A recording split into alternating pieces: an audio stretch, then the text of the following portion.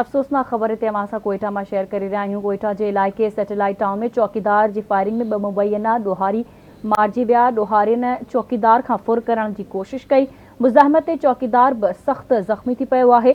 इतला ते पुलिस पहुची मारिजी वियल ॾोहारियुनि जा लाश ऐं ज़ख़्मी चौकीदार के अस्पताल मुंतकिल कयो। मारिजी वियलनि जी सुञाण बशीर मस्तोई ऐं सोहराब तौर थी आहे। ज़रूरी कार्रवाई बाद लाश वारसन हवाले कया वेंदा। पुलिस जो इहो चवणु आहे। कोयटा के इलाइक़े सैटेलाइट टाउन में चौकीदार की फायरिंग में 2 मुबैना ॾोहारी मारिजी विया आहिनि।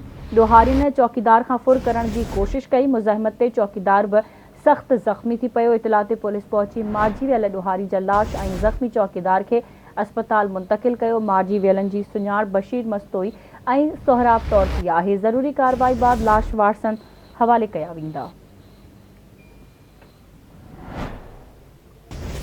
ब्रेकिंग न्यूज़ असां कोयटा में शेयर करे रहिया आहियूं। 2 मुबैना ॾोहारी चौकीदार की फायरिंग में मारिजी विया आहिनि। इतला ते पुलिस पहुची मारिजी वियल ॾोहारियुनि जा लाश अस्पताल मुंतकिल कया आहिनि। कोयटा के इलाइक़े सैटेलाइट टाउन में चौकीदार की फायरिंग में 2 मुबैना ॾोहारी मारिजी विया। ॾोहारियुनि चौकीदार खां फुर करण की कोशिश कई। मुज़ाहिमत ते चौकीदार भी सख़्त ज़ख़्मी थी पियो। तफ़सील मालूम कंदासीं। असां लाइन ते मौजूद आहे कोयटा में आवाज़ न्यूज़ रिपोर्टर आज़ाद बलोच। जी आज़ाद, छा तफ़सील आहिनि, आगाह कजो।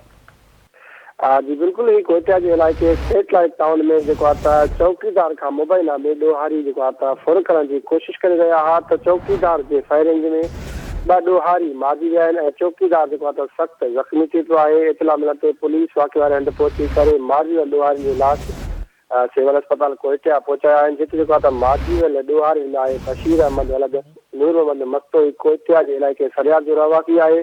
ॿिए ॾोहारी जो सुञाणप आहे उहा सोहराब वलद सुनड़ा खान डेरा मुराद जमाली जो रवासी है। ओडा पुलिस राब्तो करण ते ॿुधायो आहे त चौकीदार सैटेलाइट टाउन में चौकी गुज़रे हो, जंहिंखां ॾोहारियुनि फुर करण की कोशिश कई। चौकीदार ॾोहारियुनि विच में मज़ामत थी है। मज़ामत में चौकीदार के भी गोली लगी है। वह सख़्त ज़ख़्मी थे। जंहिंखां पोइ चौकीदार फायर करे 2 ॾोहारियुनि के ज़ख़्मी करे ईंदो हो। जंहिंमें हिकु ॾोहारी मौके ते ही मारिजी वियो, जंहिंखे हिकु ज़ख़्मी थियो, जंहिंखे अस्पताल पहुचायो। 2 ॾोहारियुनि ज़ख़्मी जा सूर नसान ते फौत थी विया आहिनि। अहिड़े वाक़े बाद पुलिस पहुची लाश सिविल अस्पताल पहुचाया आहिनि। जितां लाशनि ज़रूरी कार्रवाई बाद लाश वारसन हवाले कया वेंदा। ॿई जेके ॾोहारी आहिनि उहे ॾोहारी मुख़्तलिफ़ केसनि में मुलविज़ भी आहिनि।